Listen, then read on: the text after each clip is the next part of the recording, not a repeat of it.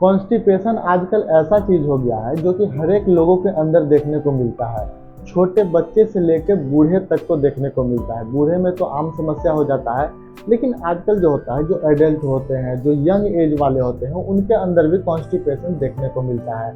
और ज़्यादातर जो फीमेल होती है उनके अंदर तो और ही देखने को मिलता है। तो आखिर कॉन्स्टिपेशन होता क्या है? कॉन्स्टिपेशन में क्या होता है कि उनका जो इंटेस्टाइन होता है, इंटेस्टाइन से प्रॉपर वे में उनका जो मल होता है बाहर नहीं निकलता है। घंटों वो बाथरूम में बैठे रहते हैं, लेकिन वो उनका पेट क्लियर होता ही नहीं है, जिसके वजह से उनको चिड़चिड़ापन लगता है, भूख नहीं लगता है, हमेशा भारी भारी लगेगा। उनका जो दिमागी हालत रहता है बिल्कुल ख़राब हो जाता है। क्योंकि अगर उनका पेट अगर खाली नहीं होगा तो क्या होता है कि उनका टोटली जो बैलेंस जो शरीर जो करता है, उस शरीर का सारा सिस्टम ही गड़बड़ा जाता है, जिसके वजह से ना उनको काम करने में मन लगेगा, ना घूमने में मन लगेगा, ना खाने में मन लगेगा, ना सोने में मन लगेगा। उनको बस ध्यान में ये रहता है कि किस तरह से मेरा पेट खाली हो जाए, ताकि मैं चैन से बैठ सकूं, सो सकूं या फिर कहीं पे जा सकूं। क्योंकि कॉन्स्टिपेशन की वजह से क्या होता है कि अंदर में इतना ज़्यादा ब्लोटिंग होता है, इतना हैवी लगता है कि आपको ऐसा लगता है कि कोई बीमारी हो गया है, लेकिन ये बीमारी नहीं है, ये लाइफस्टाइल के साथ ही आपको ठीक होगा।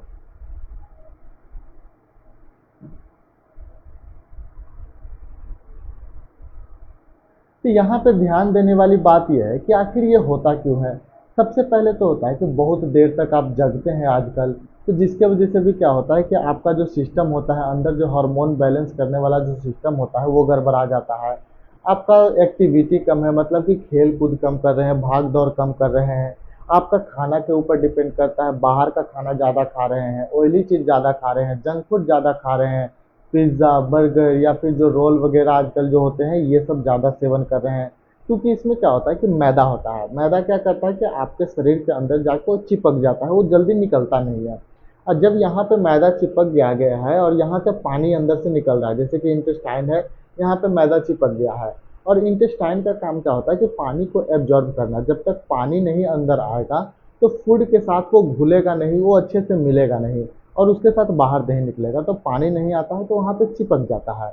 और वही जो चिपका हुआ रहता है तो क्या होता है कि आपको जो स्टूल जब पास करने जाते हैं, बाथरूम में जाते हैं, तो बहुत प्रेशर लगाना पड़ता है, जोर लगाना पड़ता है, लेकिन उसके बाद भी नहीं होता है। तो यही कारण है।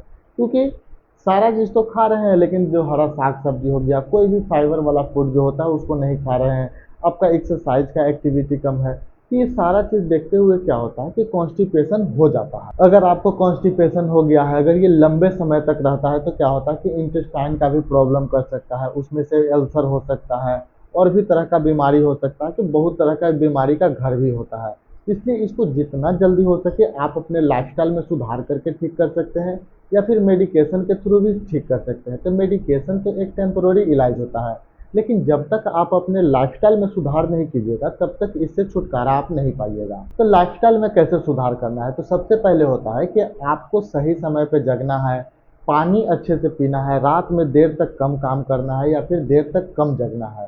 साथ ही साथ आपको जो ऐसा डाइट लेना है जिसमें कि फाइबर की मात्रा ज़्यादा हो, जैसे गाजर लीजिए, या फिर हो गया खीरा लीजिए, या फिर हरे पत्तीदार जो साग सब्जी होते हैं उसको सेवन कीजिए। इसमें क्या होता है कि भरपूर मात्रा में फाइबर होता है। फाइबर अंदर जाएगा, अंदर जाके जितना मल इकट्ठा रहता है उसको बाहर निकालता है। साथ ही साथ अगर इस तरह से अगर आपको प्रॉब्लम होता है, तो रात में क्या करना है कि सोने से पहले हल्का सा गर्म दूध पीना है। अगर उसमें तीसी, जिसको अलसी बोलते हैं, उसको डाल के पीजिएगा तो और ज़्यादा बढ़िया होगा। अगर आपको ये चीज़ मेडिसिन से ठीक करना है, तो उसमें क्या होता है कि एक बिसाकोडाइल का नाम का मेडिसिन होता है, जिसको डल्कुलेक्स बोलते हैं। ये 5 मिलीग्राम का आता है। इसको रात में क्या करना है कि गर्म पानी के साथ लेना रहता है।